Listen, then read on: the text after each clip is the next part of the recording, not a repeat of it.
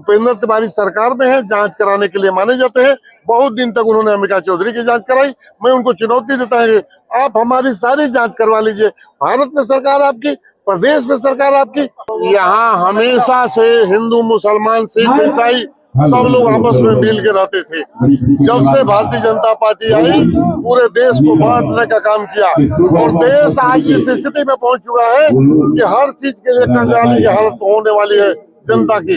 जनता बहुत घबराई है, डरी हुई है, पता नहीं कब क्या हो जाएगा। दूसरे देश के राष्ट्रपति के कहने पर पहली बार कोई प्रधानमंत्री चल रहा है और अपने देश की विदेश नीति भी बहुत खतरे में पड़ गई है।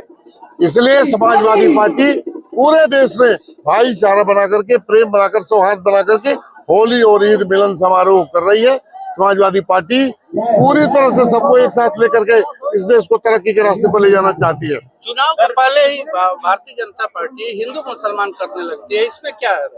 अब सारे लोग समझ गए हैं कि ये इनका हिंदू मुसलमान, इसलिए जैसे अंग्रेज बांटो राज करते थे उसी तरह से ये भी उनके साथी रहे हैं, बांट करके राज करना चाहते हैं। लेकिन अब जनता जाग चुकी है, जनता जानती है कि सभी हमारे भाई हैं, सबको एक साथ लेकर के चलने में फायदा है, देश की तरक्की है। मंच से कार्यक्रम में रोते हुए नजर आ रहे थे, तो विदाई के आंसू माने जाए, खुशी के आंसू माने जाए या पश्चाताप के माने? उस सरकार के मंत्री कह रहे थे कि उत्तर प्रदेश में हमारी बहन बेटियों की इज्जत लूटी जा रही है। सोचिए, सरकार का मंत्री स्वयं स्वीकार कर रहा है और पीठ थपथपाते हैं भाजपा के लोग कि नहीं, हमारा कानून व्यवस्था बहुत अच्छा है।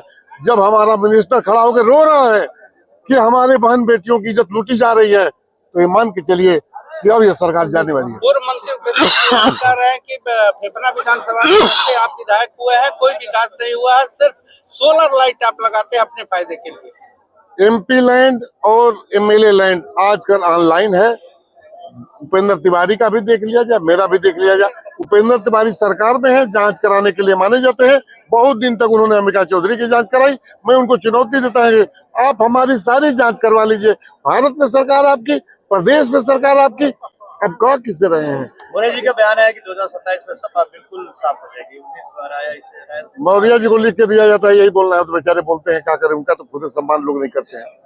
वो तो खुद साफ कर दिया, उनको हरा दिया, वो खुद हारे हुए हैं, तो उनके कहने का कोई मतलब नहीं। आगामी चुनाव में बलिया में समाजवादी पार्टी की क्या स्थिति रहेगी? सातों की सातों सीटें समाजवादी पार्टी जीतने जा रही है।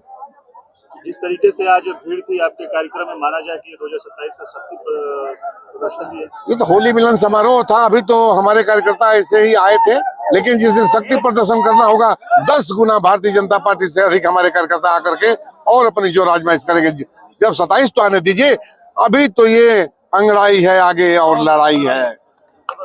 Thank you.